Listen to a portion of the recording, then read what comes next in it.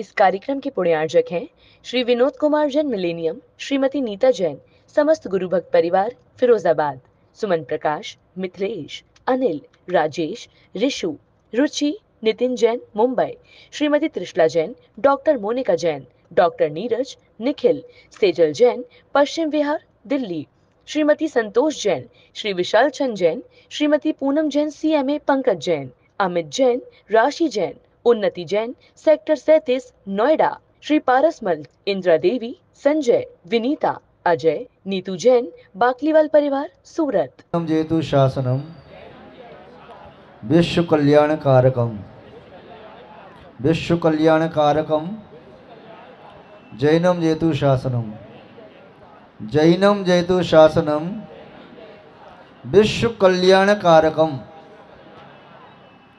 धर्म स्नेही सत श्रद्धालु, यहाँ पर उपस्थित आप सभी भव्यवर पुंडरीक पुण्यात्मा महानुभाव, आत्मा का ज्ञाता कौन होता है, कल्याण करने में समर्थ कौन होता है, संसार में हमारा कौन मित्र है कौन शत्रु है, इसी भाववासना को शब्दों में निबद्ध करते हुए आचार्य भगवान लिखते हैं, पाप मराती धर्मो बंधुर्जीवश चेतने शनवन, संयम यदि जानीते श्रेयो ज्ञाता ध्रुवम भवति। पापम मराती, इस संसारी प्राणी का संसार में सबसे बड़ा कोई शत्रु है तो वह है पाप, क्योंकि ये पाप ही दुख देता है, दुर्गति देता है, दुरावस्था देता है, दुर्भाग्य का सृजन करता है। ये पाप ही सभी अनुकूलताओं को प्रतिकूलता में बदलने में समर्थ है। पाप के माध्यम से ये जीव दुर्गतियों में भ्रमण करता है। इसलिए संसार में सबसे बड़ा दुश्मन कोई आत्मा का है तो वह है पाप। पाप का विस्तार इतना बड़ा है कि इस पाप शब्द कहने से 4 घातिया कर्म आ जाती, ज्ञानावनी, दशावनी, मोहनीय और अंतराय। अघातिया कर्मों में भी पापगतियाँ हैं, अशुभ नाम, नीच गोत्र, अशाता वेदनीय और अशुभ आयु, ये भी पाप गतियाँ हैं। ये सब संसारी प्राणी के दुश्मन हैं। जो इन पाप गतियों को नष्ट कर देता है वह नियम से मोक्ष को प्राप्त करने में समर्थ हो जाता है। जब तक ये पाप गतियाँ हैं तब तक जीव संसार में परिभ्रमण करता है, और पाप गति नष्ट होते ही यह जीव नियम से उसी भाव से मोक्ष प्राप्त करने में समर्थ हो जाता है। और संसारी प्राणी का सबसे बड़ा यदि कोई बंधु है तो वह है धर्म। इस जीव का धर्म ही साथी है। यहाँ वहाँ कहीं भी जाओ, धर्म से बढ़कर के कोई दूसरा मित्र नहीं होता। आपने पुण्य का संचय किया, व्यवहार धर्म का पालन किया, तब संसार के सारभूत सुख आपके खाते में लग गए। यदि आपने पुण्य का संचय नहीं किया, पाप का संचय किया, तो आप संसार के किंचित भी सुख को भोग नहीं सकते। धर्म ही एक ऐसा रसायन है जो आत्मा को परमात्मा बनाने में समर्थ है। जैसे दूध को जामुन के माध्यम से दही बना देते हैं, जैसे लकड़ी को एक चिंगारी डाल करके अग्नि बना देते हैं, जैसे दूध को शक्कर डाल करके मीठा कर देते हैं, जैसे सब्जी आदि में नमक डाल करके खारी कर देते हैं, जैसे उसका प्रभाव दिखाई देता है, ऐसे ही आत्मा में जब धर्म का रसायन पड़ जाता है तो ये आत्मा परमात्मा बन जाती है। प्रारंभ में आत्मा ये पुण्यात्मा बनती है, फिर अंतरात्मा बनती है, धर्मात्मा बनती है, महात्मा बनती है, और फिर ये परमात्मा, अनंतात्मा, सिद्धात्मा, शुद्धात्मा बन जाती है। महानुभाव, उस धर्म को स्वीकार करना है, चाहे आज स्वीकार करो चाहे कल। यदि अपनी आत्मा का कल्याण करना चाहते हो तो धर्म के बिना कल्याण किसी का आज तक हुआ नहीं, आज भी नहीं हो सकता और कल भी नहीं होगा। आबाल वृद्ध सभी इस बात को जानते ही कि जीवन में सुख और शांति जब भी मिलेगी धर्म के माध्यम से ही मिलेगी। पाप मराती धर्मो बंधुर जीवश चेत निश्चय, ऐसा जिसने अपनी आत्मा में निश्चय कर लिया है कि धर्म मेरा मित्र है और पाप मेरा शत्रु है। वही व्यक्ति अपनी आत्मा को जानने में समर्थ होता है, वही श्रेष्ठ ज्ञाता है, वही अपनी आत्मा को परमात्मा बनाने में समर्थ होगा। महानुभाव, इस सर्दी में जहाँ टेम्परेचर रात्रि में 10 से नीचे हो जाता है और अभी भी टेम्परेचर 20 के आसपास ही होगा, उस सर्दी में भी आप यहाँ पर प्रातःकाल नहा धो करके शुद्ध वस्त्र पहन करके प्रभु परमात्मा की अर्चा करने के लिए प्रातःकाल ऐसे आते हैं जैसे भगवान ऋषभदेव के समोषण में रवि आदि उनके ही पुत्र बड़ी बातें करते करते पहुंच गई और वहां जाकर के दीक्षा ले ली, उसी वक्त से मोक्ष को प्राप्त कर लिया। प्रातःकाल आप सब लोग जब शुद्ध वस्त्रों में आते हैं तो भव्य जीव आपको देख करके अपनी विशुद्धि बढ़ाते हैं, उन्हें बड़ा आनंद आता है और आपको भी ऐसी अनुभूति होती होगी कि साक्षात हम समोषण में जा रहे हैं, चौथे काल में पहुंच गए। महानुभाव, तो आप सभी लोग अपनी आत्मा के ज्ञाता बन सकते हैं, किंतु तभी बन सकते हैं जब ये आप जान लें कि पाप इस आत्मा का शत्रु है और धर्म इस आत्मा का मित्र है। इस प्रकार जानकर के हुए ज्ञाता अपनी ज्ञान दर्शन स्वाभावी आत्मा को जानकर और आत्मा को आत्मा में लीन करके व्यवहार और निश्चय रत्नत्रय का पालन करते हुए अपनी आत्मा को परमात्मा बनाने में समर्थ हो सकता है। आप सभी अपनी आत्मा को परमात्मा बनाने में समर्थ हों, यही हम आपके प्रति मंगल भावना भाते हैं।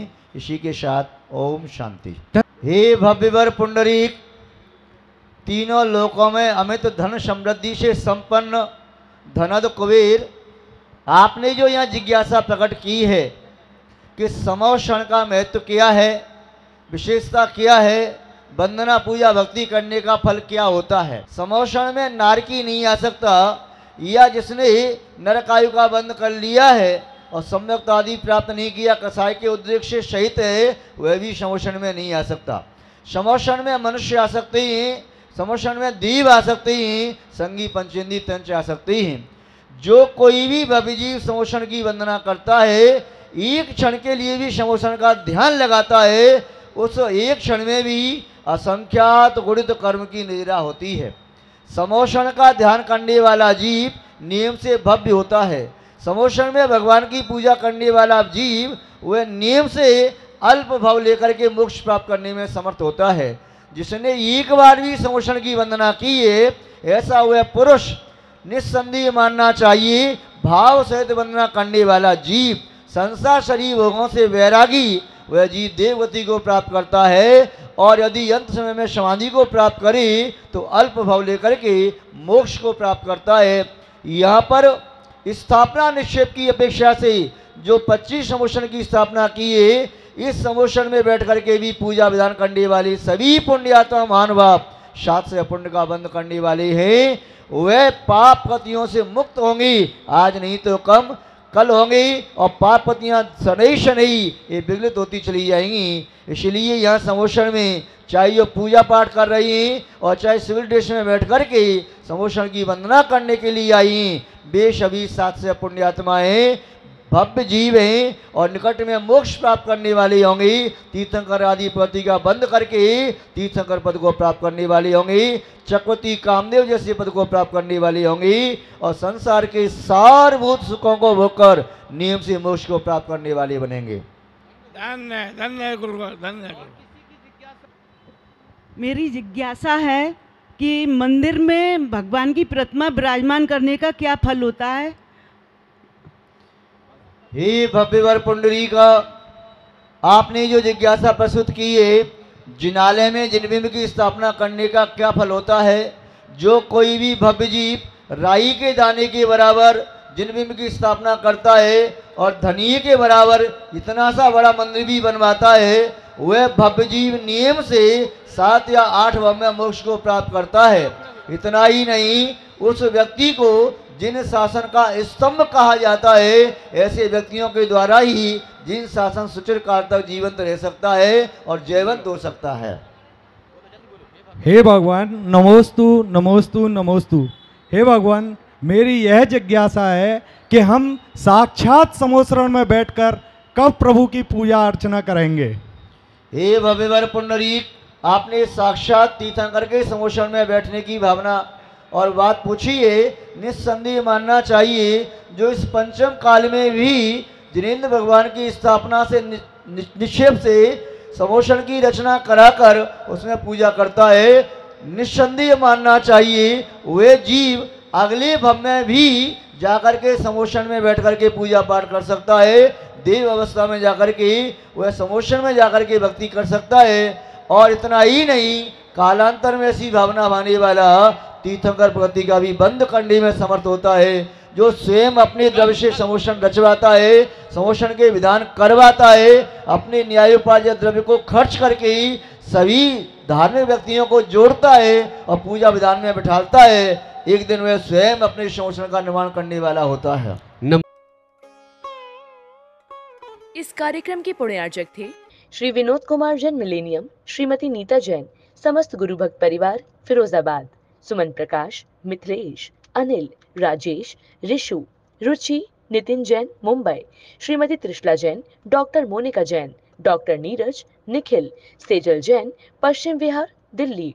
श्रीमती संतोष जैन, श्री विशाल चंद जैन, श्रीमती पूनम जैन, CMA पंकज जैन, अमित जैन, राशि जैन, उन्नति जैन, सेक्टर 37, नोएडा। श्री पारसमल, इंदिरा देवी, संजय, विनीता, अजय, नीतू जैन, बाकलीवाल परिवार, सूरत।